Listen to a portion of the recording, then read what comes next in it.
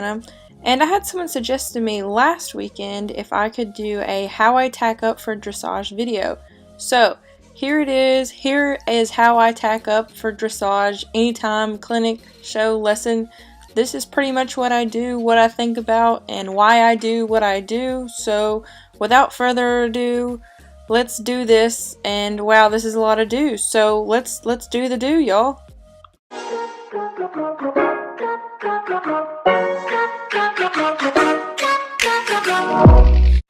Alright, let's start this video. So the first thing you do, obviously, is you put on a saddle pad. I actually sewed this saddle pad myself, which I'm pretty proud of. Gonna show it a second time because, look, I'm so proud of it. Haha! So I'm just gonna place that on my horse. This is a 100% cotton pad, so it's super breathable. I know it's 100% cotton because, like I said, I made it. Next, I'm going to go and get my thin line half pad. I really like thin line. My saddle fitter recommended it to me because my saddle was a bit big for my horse, and this is shock absorbing. It kind of molds to your horse. It's shimmable. Love this thing. Love, love, love it. If you're in the market for a half pad, totally recommend this one. I'm not sponsored by them. This is just me. Don't worry, I ended up fixing my saddle pad. If you look, I actually crossed the top billets for my half pad just like that to keep them out of the way and keep it from getting stuck from under my saddle when I do finally put my saddle on. Next, this is my saddle. I have a Sommer Esprit. I think it's like an 06 model. I don't know. I really liked a Sommer that I tried Betty with when I first got her like a long time ago. And when it finally came time for me to get a big girl saddle, I tried County, I tried Custom, I tried all the different big dressage brands. I really liked a Sommer, so believe it or not, they're really hard to find. Now I'm just going to attach my billet strap at the top of my saddle for my half pad and at the bottom of my saddle pad to keep it from basically shifting around when I ride. Also, you're going to see me pick up my entire saddle and actually slide it back into place. I'll do that again, and the reason I do that is because my saddle is fitted to my horse, so it actually has a sweet spot it sits in, and you can kind of feel it hit that sweet spot, and it's where it's meant to sit on her back. And so I'll slide it back a few times and it goes right into that sweet spot. As you can see, dressage horses, you normally want the saddle to go back a little bit further than you would on a jump saddle or maybe an all-purpose close contact saddle. And as you see when I lift up the saddle pad again, there's plenty of shoulder clearance for movement and freedom of that shoulder. And you can also see where the billets sit is exactly where a dressage girth needs to sit, which is about a hand behind the elbow, which works out perfect. And that's how I know where I want to place my saddle, basically, when I ride my dressage horse. Next, I use a Lietta Coolmax girth as my everyday girth. It's nothing fancy. I really like it because it's got these elastic ends on each end, so if you have billets that are a little uneven, they still will have like a steady, even tension on your horse's girth and belly. So I don't have a super fancy girth, I guess. I found like the fancy girths and the cheap girths are kind of, I don't really tell I can't tell a difference on my horse, so I just go with the cheaper one anyways because one, I can save money, and two, they're easier to replace when they wear out. So there's no like real method to the madness here.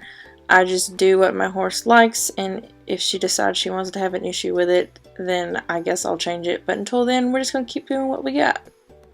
Next, every dressage rider obviously has to have polos, so duh, I'm going to put on polos.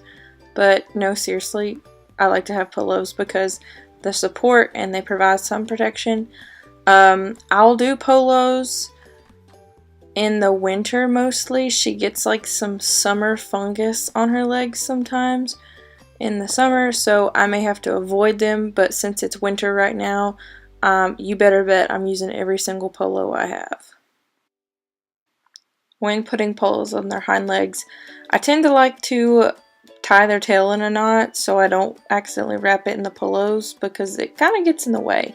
Also, if you don't know how to wrap polos or you want to watch another video, I guess, on wrapping polos, shameless plug here, I'll just put a little card up there in the right top pan, right corner thingamajig, and you're welcome to click on it. I worked really hard on that video and I'm super proud of it, so be sure to go watch it because education is important.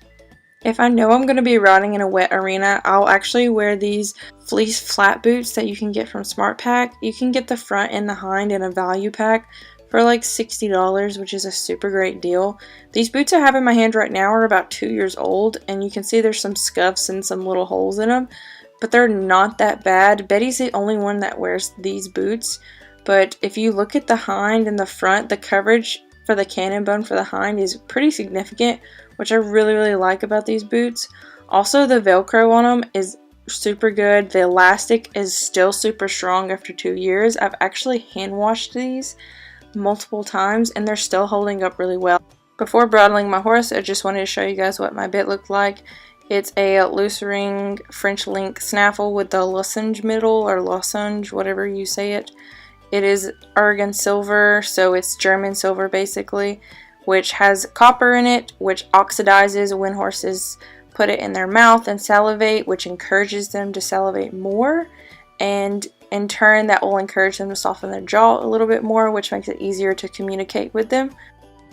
So when bridling, I actually will take the cross ties, the lead rope, whatever it is, off and put my reins over my horse's head before I actually will put the bridle on, because I don't trust my horses and I feel like they'll run off. So I just always put the reins over their neck as a safety precaution.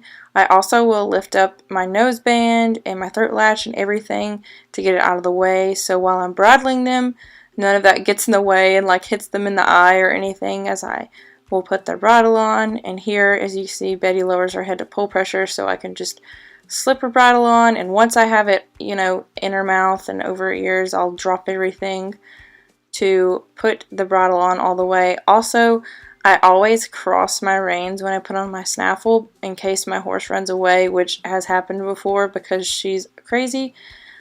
It's got less of a chance of like falling over her head or falling down because they're crossed. So we'll just do up the throat latch. And also I ride in a dropped noseband, which I really like over the flash nosebands because Betty will tend to hang in the bridle a little bit or hang on the bit a little bit with a flash, and I really like the drops. They are kind of out of fashion now, I guess you can say, and coming back into fashion, but I really can notice a difference between the flash and the drop noseband. And so here I have it 4 fingers above the nostril or her nose hole, which is proper fitting for it. And so then I will uncross the reins, and here I'm just going to show that her noseband really isn't that tight. I know nosebands, especially dressage nosebands like this, get a bad rep because people think they're too tight, but as you can see, I can fit my hand in it. I can fit my entire hand under the bit. I can fit it everywhere. It's not super tight because I know there's always going to be that one person that says, oh my gosh, it's too tight. Like, I can fit my hand literally under it. So no one fret, no one fear, no one call PETA. It's totally fine. We're good. We're good. Next, I want to just show how I like to unbridle my horse because I think it's a little bit different than the way other people do.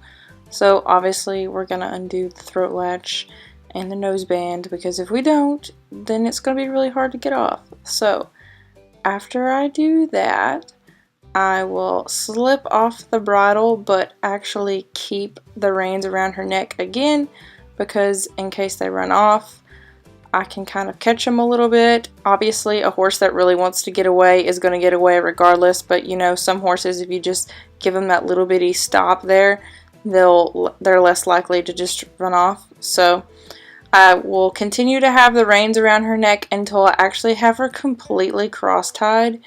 And once I have her securely tied or in the cross ties, I'll actually reach around and unbuckle the buckle that is on the end of my reins. And ta-da! Just wanted to show you guys my double bridle setup. As you can see, my braddoon's pretty much the same as my snaffle. and my curb is just a normal curb. Maybe one day I'll make a ton of money and can buy all the different Hermspringer curbs, but until then I'm just going to have to do the poor girl $50 curbs. And this one actually is the one I found works best as of right now with her. I had swapped from a higher port curb to a lower port, and she seems to really like this bit. And now we will move on to actually bridling with the double bridle. It's pretty much the same principle as bridling with the snaffle. I like to put the reins over her head as an extra precaution, and I will then take off the halter that I had on her. And just like before, I will gather up my noseband and my throat latch to just kind of get all that excess out of the way so it doesn't possibly hit her in the eye or anything. And I'll take my halter off, and then I will put on her bridle, carefully avoiding the teeth because it is a mouthful she's taking in there. And also during this I will try and keep the snaffle on top of the curb because you don't want them kind of like getting beside each other. The snaffle is meant to actually sit above the curb, and I've actually done this before. If you put them in and they're side by side, you have the possibility of accidentally pinching your horse's tongue, which is definitely something you don't want to do when you are putting on a double bridle, especially when it's the first few times, because that's not a very fun experience. After putting the bridle on, then I'll move on to tightening the noseband and the throat latch. And next I'll tighten my curb chain, or actually attach my curb chain. I actually have a special link on the curb chain marked because the rule for the tightness of your curb chain should be 2 fingers. After I've attached my curb chain, I like to go back and double check that my snaffle is above my curb bit and they're not touching each other at all, because the 2 bits are actually not meant to touch each other. Here, I just wanted to show my 2 fingers for my curb bit. As you can see here, all the way around, I'm able to fit 2 fingers in, meaning it's not too tight. Also meaning that it is not too loose. Also, you can see that my snaffle is indeed sitting above my curb bit and is not touching my curb bit at all. Also, here you can see me checking my noseband, and as you can see, I can fit way more than 4 fingers in there if I wanted to. Also, you can see how loose it is because I can move it up and down super easy on her nose. Also, I just wanted to show how I take off my double bridle because it's a little bit different than how I've seen other people do it. I will start by loosening up everything, the throat latch, the noseband, the curb chain, and I'm actually going to swap my reins. In my hand currently, I have my snaffle rein, which is the only rein you should lead a horse with. When you have a double bridle, you are never supposed to lead from your curb. So now I actually have my curb rein in my hand and my snaffle rein is around my horse's neck. I take special care in taking it off because we don't want to hit any teeth with that mouthful of bit.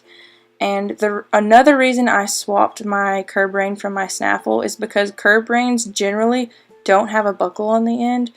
And as you guys saw before in my video, I like to leave my rein on around my horse's neck as a safety precaution in case they decide they want to walk away or they get spooked and try and run away. So then I'll just unbuckle my snaffle rein and take it off and rebuckle it. And this is pretty much how I untack and tack my dressage horse. Thank you guys so much for watching, and be sure to give this video a big thumbs up if you enjoyed it or if you learned something. Bye!